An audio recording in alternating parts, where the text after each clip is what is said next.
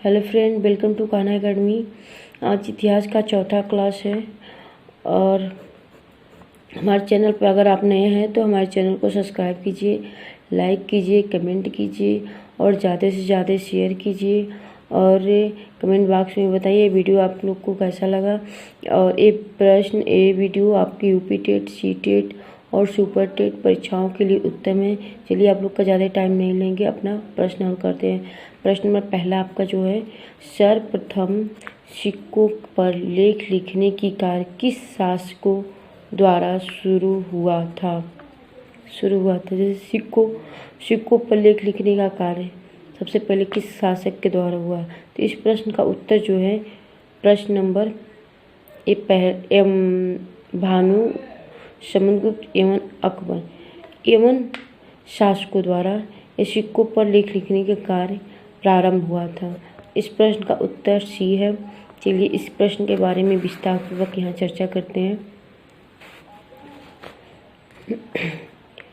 प्राचीनतम सिक्कों को आहत सिक्के कहा जाता था।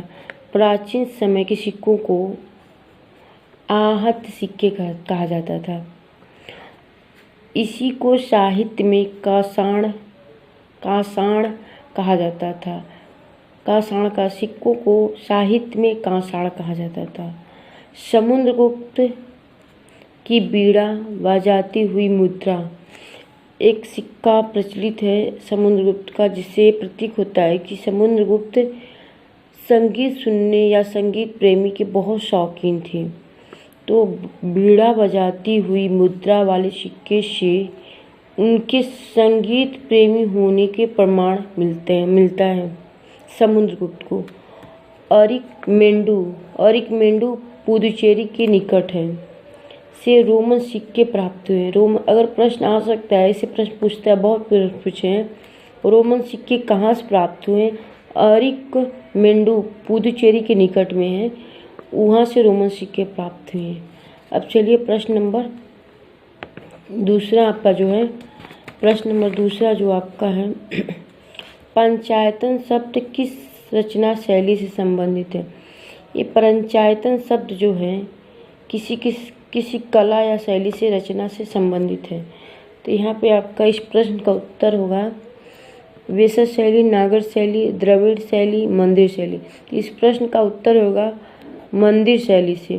पंचायतन शब्द जो है मंदिर से संबंधित है। पंचायतन का अर्थ होता है मंदिर, जिस मंदिर की चारों ओर से खुला हो उसे पंचायतन कहते हैं। और इसके बारे में आगे पढ़ते हैं।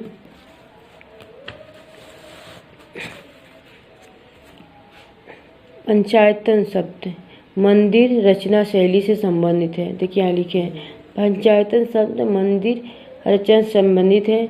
यह एक हिंदू मंदिर तब पंचायतन शैली कहलाता था।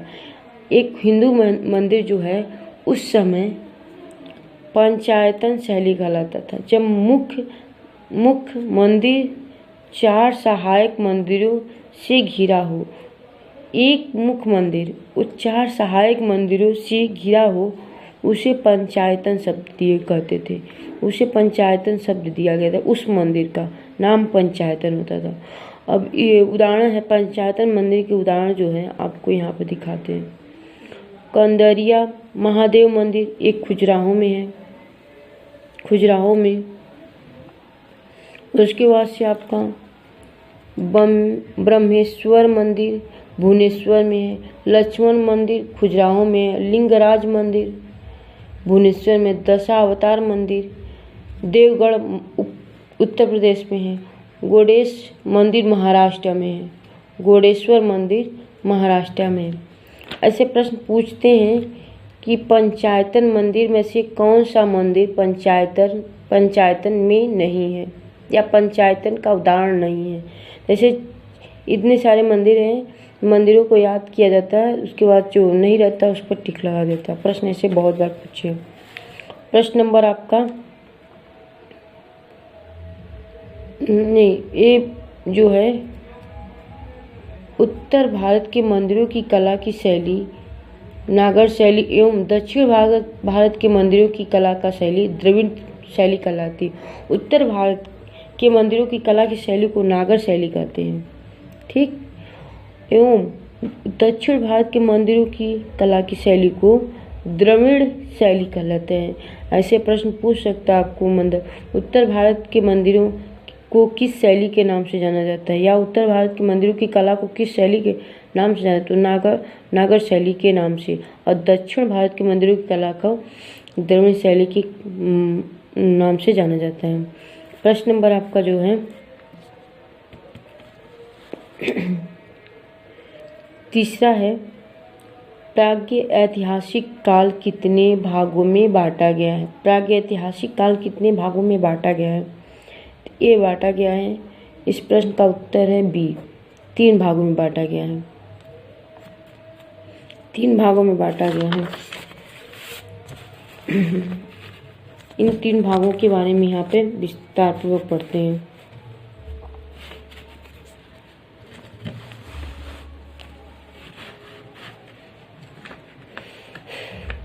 इतिहास का विभाजन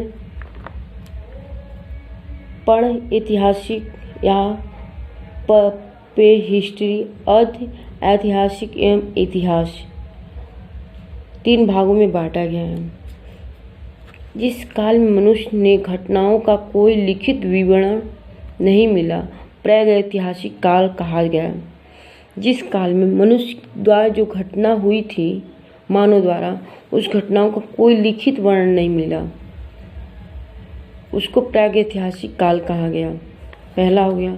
दूसरा जो अर्ध ऐतिहासिक काल है, उस काल को कहा जाता है जिस काल में लेखन कला के प्रचलन के बावजूद भी या बाद उपलब्ध लेख पढ़ा नहीं जा सका।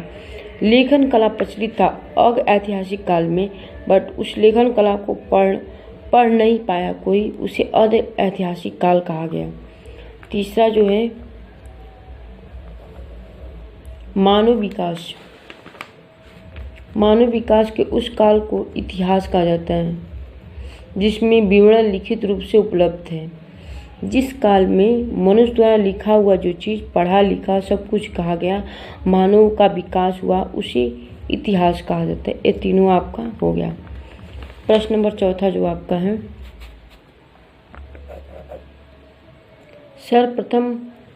सर्वप्रथम भारत पर होने वाले हुण आक्रमण किस स्तंभलेख से प्राप्त है।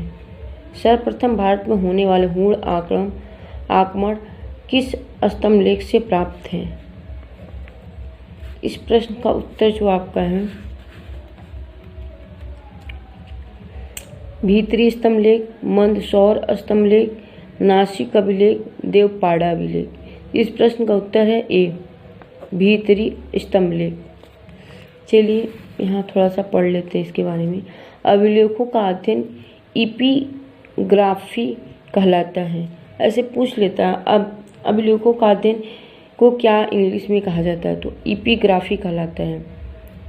रेशम बुनकर की श्रेणियों की जानकारी मंदसौर अभिलेख से प्राप्त होता है। यहाँ पे मंदसौर अभिलेख है ना, ऐसे मंदसौर अभिलेख से क्या प्राप्त है या किस चीज़ की जानकारी मिलती है, तो रेशम बुनकर, रेशम से जो बुना जाता था कपड़ा वगैरह, वस्त्र वगैरह, उसी के बारे में जानकारी मंदसौर अभिलेख से प्राप्त होता है।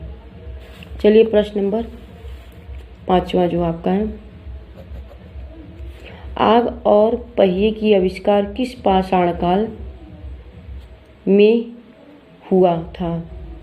किस पाषाण काल में हुआ था, तो ये है। इस प्रश्न का उत्तर जो आपका है ए और सी दोनों होगा। आग का आविष्कार पूरा पाषाण काल में हुआ था, उसी को पूर्ण पाषाण काल भी कहते हैं, पहले पाषाण। और पहिए आग का आविष्कार, पहिए का आविष्कार पूर्ण पाषाण काल में हुआ था, और आग का आविष्कार नव पाषाण काल में हुआ था, तीसरे पाषाण। वैसे भी पाषाण काल कितने भागों में है, तो 3 भागों में बांटे गए हैं, पूर्व पाषाण काल, मध्य पाषाण काल, नव पाषाण काल। चलिए इसमें थोड़ा सा यहाँ पढ़ लेते हैं। मनुष्य में स्थानीय निवास की प्रवृत्ति, इसे पूछ देता प्रश्न, मनुष्य की स्थानीय निवास की प्रवृत्ति या इच्छा किस पाषाण काल में जागृत हुआ? तो वो है नव पाषाण काल में। सर्वप्रथम मानव ने किस जानवर को पालतू जानवर बनाया था?